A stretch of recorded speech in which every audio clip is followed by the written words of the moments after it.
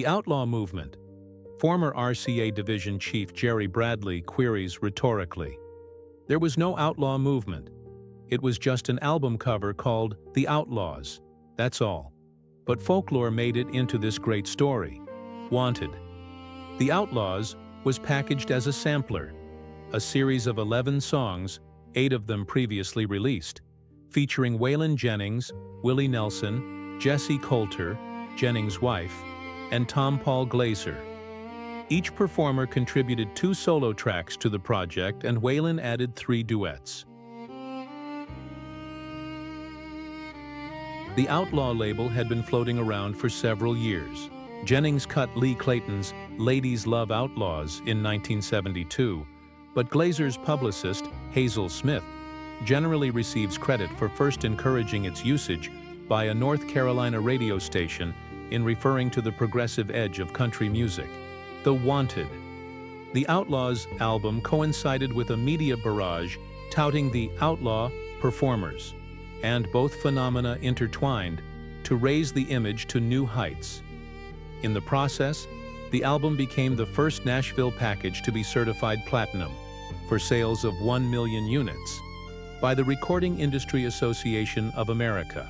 It yielded 2 hits, a cover of Elvis Presley's 1969 chart topper, Suspicious Minds, by Waylon Jennings and Jessi Colter.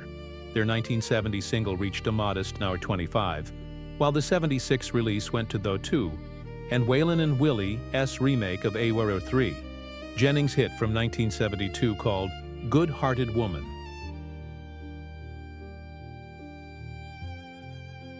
Jennings and Nelson wrote Good-Hearted Woman in 1969 in a motel room in Fort Worth, Texas, during a poker game.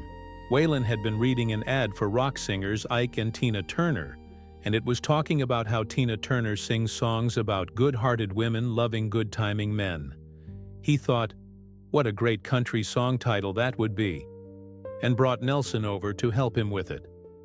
The 2 men dictated lyrics to Willie's wife Connie as they continued the poker game. They lost, incidentally.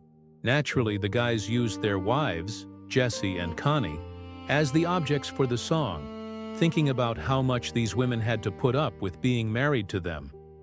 Although Nelson contributed just 2 lines to Good-Hearted Woman, he received half of all the royalties, as per their agreement.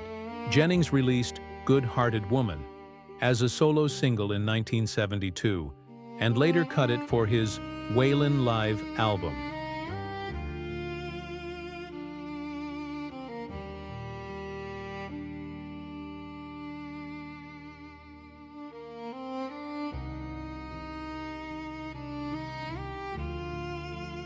At the time Jennings performed Good-Hearted Woman for the live album, Willie wasn't within 10,000 miles when I recorded it, Waylon recalls. Actually, I'll bet he was a bit closer than that. Under Jennings' guidance, the mixing engineers also played with the applause, adding canned audience reaction in several spots, especially the part in which Waylon shouts, "Willie!" in the middle of the first verse, introducing Nelson's voice to the record and bringing up the canned applause to a louder level at that point. This second version of Good-Hearted Woman rode the crest of Billboard's country singles chart for 3 weeks beginning February 21, 1976, while the Wanted the Outlaws package spent 6 weeks at #1 on Billboard's Country Albums chart and reached a tally of 10 on that magazine's all-encompassing album chart. Ironically, after her ad inspired the writing of Good-Hearted Woman, rock singer Tina Turner recorded and released the song on an album of her own.